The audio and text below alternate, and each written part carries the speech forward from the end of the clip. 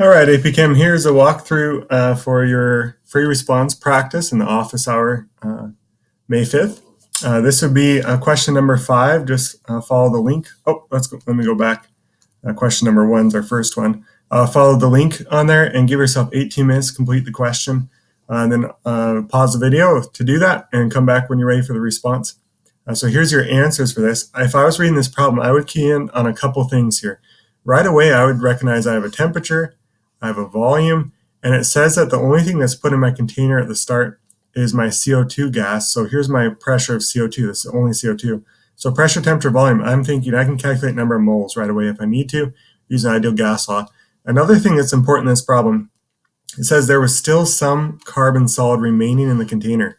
Why do they say this? It's really important that they say this because that allows us to establish equilibrium. If there was no carbon left over, we could have this time pass by and we could reach a maximum pressure in the container simply because we ran out of carbon. But since we have carbon left over, we know that this maximum right down here and here, we have the same pressure for 2 trials in a row, or 2 times. This must be equilibrium. So I'm establishing equilibrium here, and I can justify that by saying that we have some solid left over. If there was no solid, we maybe just ran out of solid and we didn't reach equilibrium. So let's look at our problem here.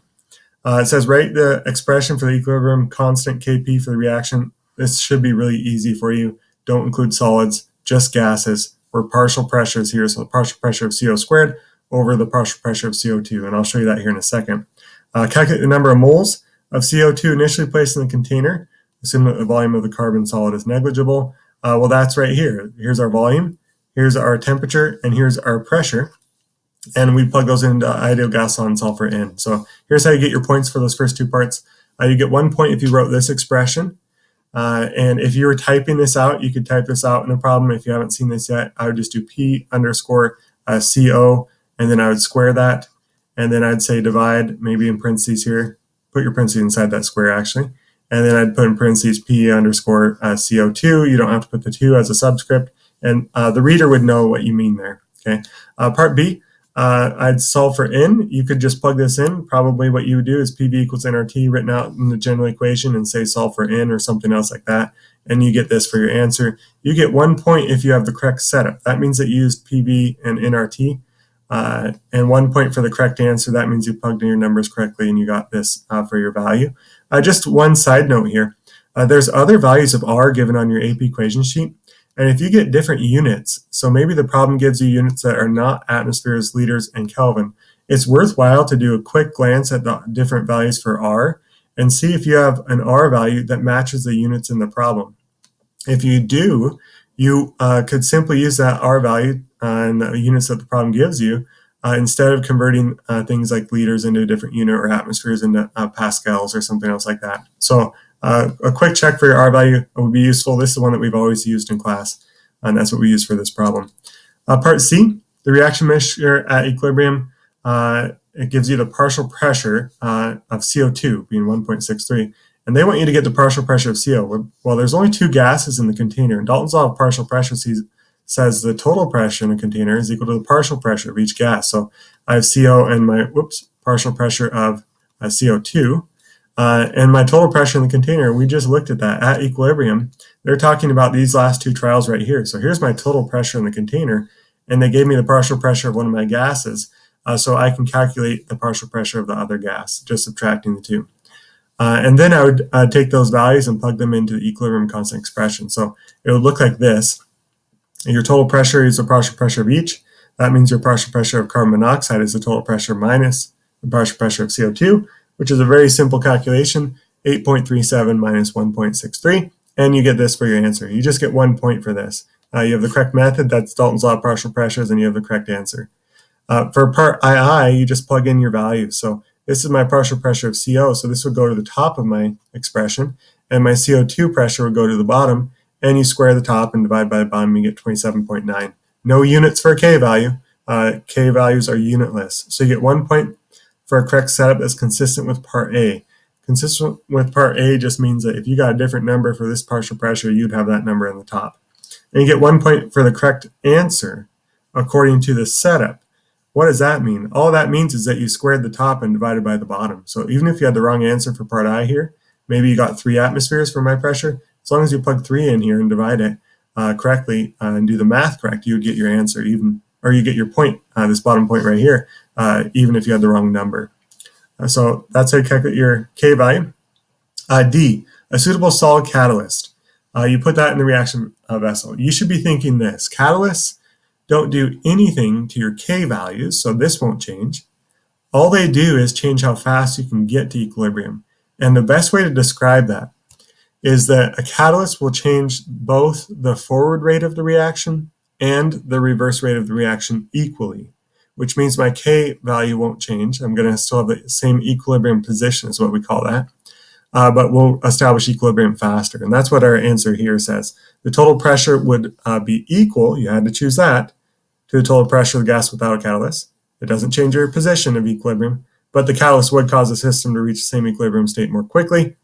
It would not affect the extent of the reaction, which is determined by the K value. So what would you have to have for your response?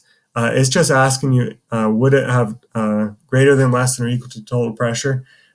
Your justification could just stop saying the catalyst does not affect your K value. You don't have to have this middle statement saying it would establish equilibrium faster, and you could still get that point right here. But a problem could ask you about how fast it establishes equilibrium. E, predict whether the partial pressure of CO2 will increase, decrease, or remain the same as the system approaches equilibrium. Let me go back to our data here. For E, it gives another experiment involving the same reaction. So same reaction, that just means that we're going to have the same K value. And they give you the same volume and the same temperature, which is good because temperature would change your K value. So we're going to have the same K value we can use earlier in the problem. And it gives you a partial pressure of each gas being 2 atmospheres. So I know everything I need to for my K expression. My K expression being this, they gave me a partial pressure of 2 atmospheres. And I'd plug that into the top and the bottom. So 2 squared over 2 would give me my answer there for my Q value. And I compare that to K to determine whether the reaction is at equilibrium or not. So let's look at their response here. This is pretty simple math to do. 2 squared is 4, and 4 divided by 2 is 2. So my Q value is just 2.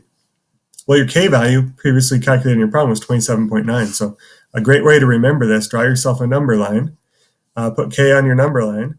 And where does Q go? Well, Q is less than K, so I'd put Q over here. K doesn't move, but my Q value will change to turn into my K value. So my reaction would shift to the right to establish equilibrium there. And a shift to the right, what would that do to the partial pressure of CO2? Let's go back to our equation. Shift to the right, if I shift this direction, my partial pressure of CO2 would decrease and my partial pressure of CO would increase. And so that's what you have for your answer here. Let's see. Therefore, partial pressure of CO2 will decrease. That's what we just said as the system approaches equilibrium because Q is less than K is what you'd justify. Now, one comment on your points here. You'd get 1 point for a correct calculation, not a correct number, involving Q. And that would just mean that you put your numbers in the correct spots here. You plugged it in your expression. And then 1 point for a correct conclusion based on your calculation.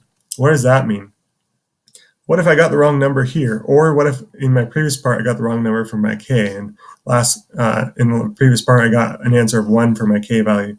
Well, everyone who's grading your test understands chemistry really well, and they're going to be able to read your response. And if you got 2 for your Q and you accidentally got 1 in the wrong answer earlier for your K, and then you said, well, 2 is greater than K, therefore it would increase, they would give you the point because you understand the chemistry.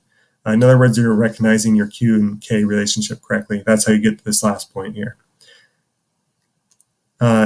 If you add up your total points on there, you could have a total of 9 points on the problem. This was the average on that. This is an old test, and that's what the students who took it that year averaged. So if you beat that, good job. You're sitting well for that test. I just want to make one other comment on this question. If you look at the math involved here, this is really simple. You could type this in with just text. This would be probably the more complex one to type in with text, but not too challenging. You can still type that in. These would be really easy. This is easy to type in one line here with text. You could type this in with text, not too difficultly. And then our answers on the bottom, again, very simple math. You don't have to use a calculator for that. Pretty easy to type in. So this would be a great problem for the AP test. Change a couple numbers here. If I was writing this for the AP test this year, I'd change these numbers so you could do that math in your head, and then I would have an AP problem for this year's test. So I hope that helps. Let me know if you have any questions on that. You can just shoot me an email, and I'd be glad to answer your questions. That's it.